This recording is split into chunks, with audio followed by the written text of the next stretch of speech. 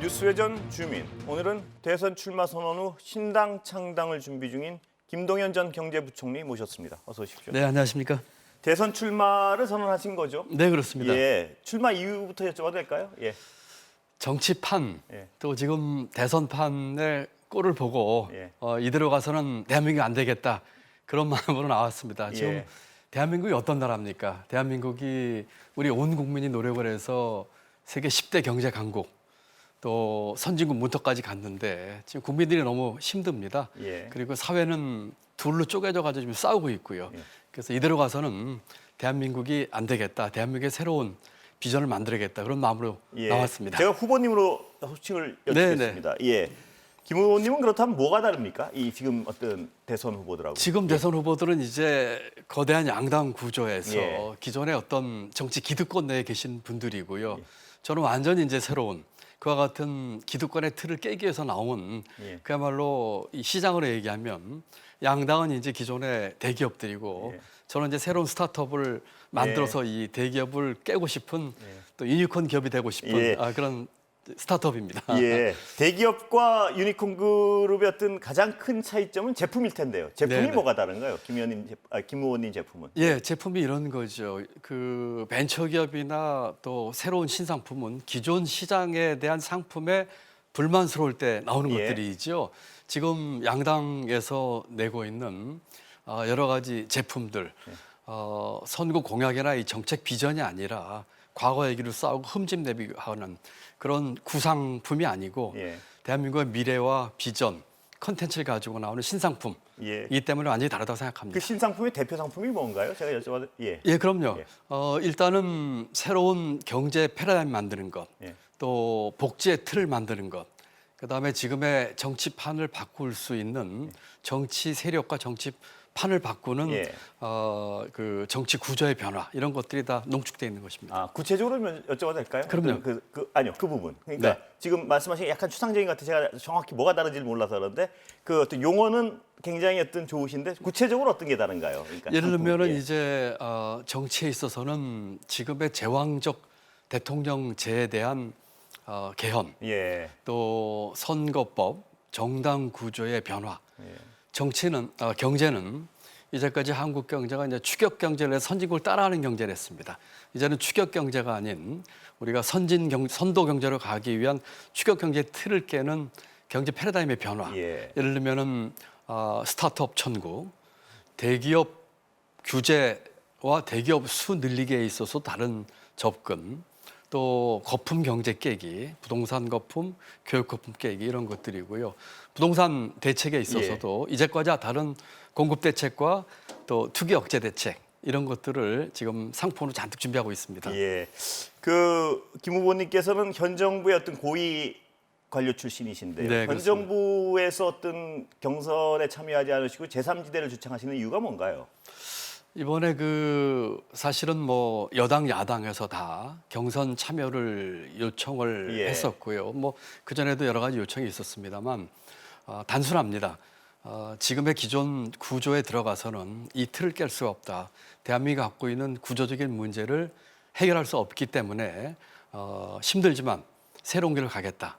그렇게 한 것입니다. 지금의 정당 구조로 가게 되면은 그 구조에 매몰돼서 지금 보이는 것 같은 그런 혼탁한 싸움판 속에서 제가 있었을 겁니다. 예. 안철수 후보가 얘기하는 제3의 길하고 같은 건가요? 아니면 다른 건가요? 안 대표께서 말씀하시는 제3의 길이 뭔지는 잘 모르겠습니다. 예. 아마 과거 오래전에 하셨던 말씀과 지금도 같으신지도 잘 모르겠고요. 그렇지만 저는 저 나름대로의 새로운 비전뿐만 아니라 방법도 새롭게 하는 예. 오랫동안 쭉 그 제3위를 걸으신 많은 분들이 결국은 기존의 방법을 따라가는데 저는 그 방법부터 좀 새롭게 하겠다는 측면에서는 분명한 차별이 있을 거라고 생각합니다. 그러면 앞으로 어떤 특히 야당 쪽 주자 쪽에 어떤 더 가까운 걸로 언론들은 많이 분석을 하던데 야당 쪽과의 어떤 후보 뭐 이런 어떤 합종 연행에는 전혀 가능성이 없다고 봐도 되는 건가요? 지금으로서는 저는 관심이 없고요. 예. 그 정치 공학이나 뭐 세를 불리기 위해서 이합 집산하고 하는 데는 관심이 없고요. 제가 생각하는 그런 비전과 컨텐츠를 실행할 수 있는 그런 길을 뚜벅뚜벅 갈 예정입니다. 예, 오늘 김종인 전 비대위원장 네. 만나셨죠, 국민의힘? 네, 아침에 뵀습니다. 어떤 얘기 하셨습니까? 첫 번째로는 지금의 이 대선 전국에 대한 그 안타까움과 개탄, 지금의 이 대장동 사건, 고발 사주 의혹 이런 것에 매몰돼서 서로 싸우고 있는 이 진영 논리, 또 이 서로 흠집내기 예. 이런 것에 대한 개탄이 있었고요. 대통령 선거 국면에서 나와야 하는 여러 가지 대한민국 미래를 위한 아젠다가 실종됐다 예. 하는 것에 대한 안타까움이 제일 컸었고요.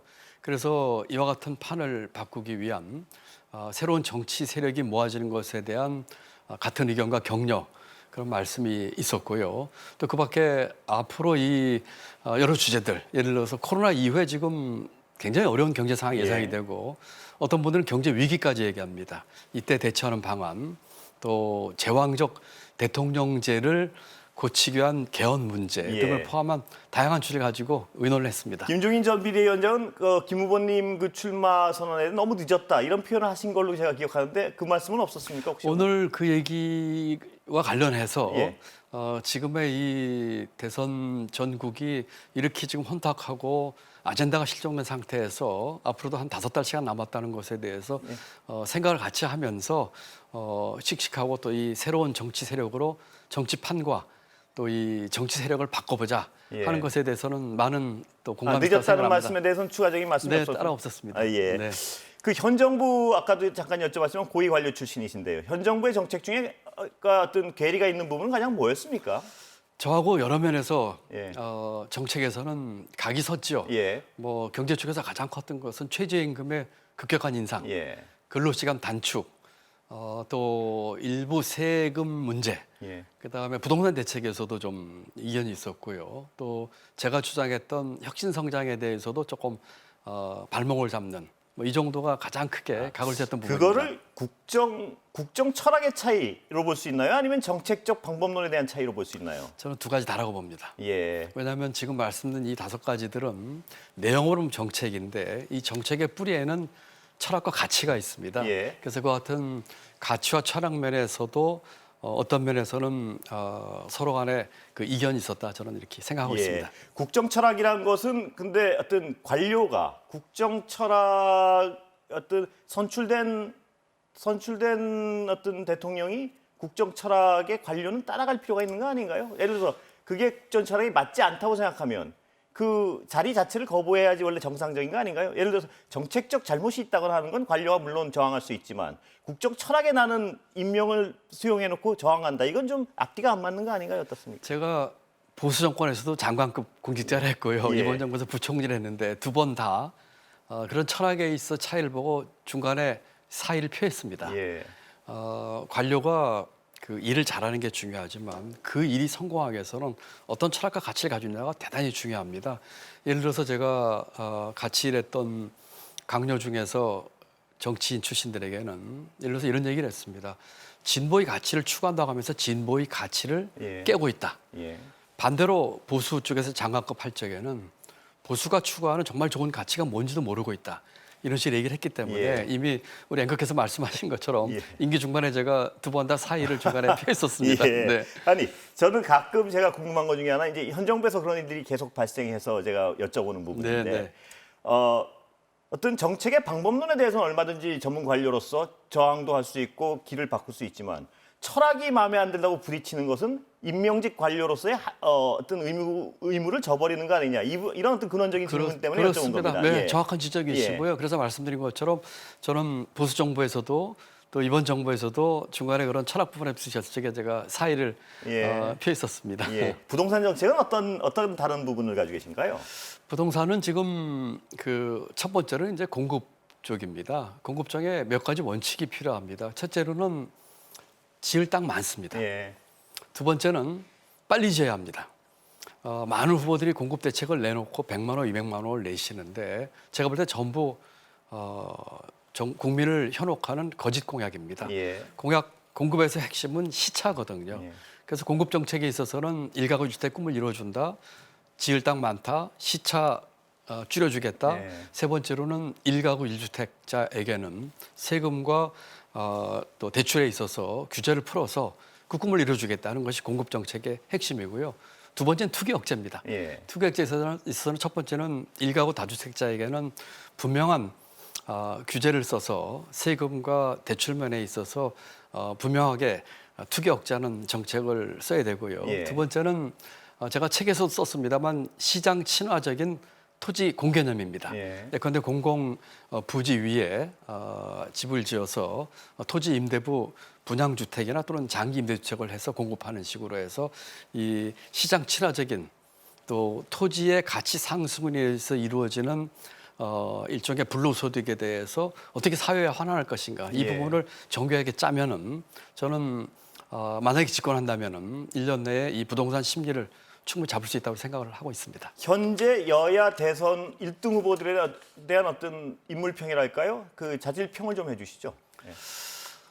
우선 제3의 길을 주장하시니까 제가 여쭤보는 예, 겁니다. 예. 우선 민주당은 어제 이제 경선이 끝났습니다만 입만 열면 노무현 대통령 노무현 정신을 얘기합니다. 예.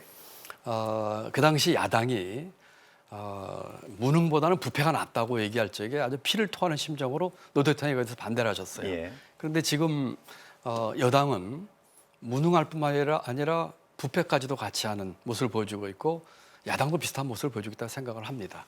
야당은 지금 삼류 저질 코미디 비슷한 걸 보여주고 있는 것 같아요. 예. 뭐 손바닥에 무슨 글자를 새겼는지, 뭐 어디 신체 어느 부위에 대한 침을 놓느냐 하는 식으로 해서 그 정말 그 혼탁한 모습을 보여주고 있는데 더 가관인 것은 모두가 다 자기들의 그 어떤 선거 전략의 프레임으로 쓰려고 하면서 이용을 하기 때문에 네. 국민들이 보기엔 정말 피곤하고 짜증나는 모습을 보이고 있다. 저는 이렇게 보고 있습니다. 다른 방법을 써서 정치를 하고 싶다고 하셨는데 그 다른 방법은 어떤 방법인가요? 지금 방법을 완전히 뒤집는 새로운 방법이라고 예. 저는 말씀드리고 싶습니다. 예. 예를 들면 첫 번째는 지금까지의 방법은 진영 논리, 세력 싸움, 지역 대립 이런 것들이었거든요. 그래서 그와 같은 진영 논리, 흑백 논리, 지역이 아닌 방법이 필요하다는 생각이 들고요. 두 번째는 소수의 정치 엘리트가 중앙 집권적인 방법을 통한 위에서 아래로부터의 반란, 예. 어떤 개혁이었거든요. 저는 거꾸로 아래로부터 나오는 반란을 얘기하고 싶습니다. 예. 제가 부총리 그만두고 3년 가까이 전국을 다니면서 만났던 수많은 국민들의 수준과 이 의식이 예. 기존 정치인 수준보다 훨씬 높습니다. 이런 분들이 함께 힘을 모으고 또 조직화되고 목소리 내고 의사결정에 참여하는 그런 방법을 통해서 다른 방법을 하고 싶습니다. 예, 김 후보님 시간은 다 됐는데 마지막으로 짧게 하나만 좀 여쭤보고 끝내겠습니다.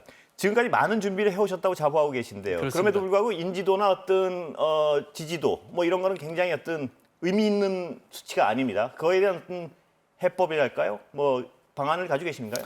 첫 번째는 지금 그 어항 속에 고기들이 있는데 흙탕물이 나가지고 고기가 잘 안 보입니다. 예. 흙탕물이 가라앉으면 고기가 보일 것입니다. 지금의 대선 전국의 이 혼탁한 과거 논쟁, 흠집내기 쭉 가라앉고 경선 끝나면은 이제 맑은 물속에 고기가 보일 겁니다. 예. 두 번째는 저는 비전과 정책으로 승부하겠습니다. 그렇게 돼서 경선 끝나고 그런 투명한 어항이 보이게 된다면은 비전과 정책으로 분명히 국민 여러분들에게 호소할 수 있는 경제와 복지는 김동연이다.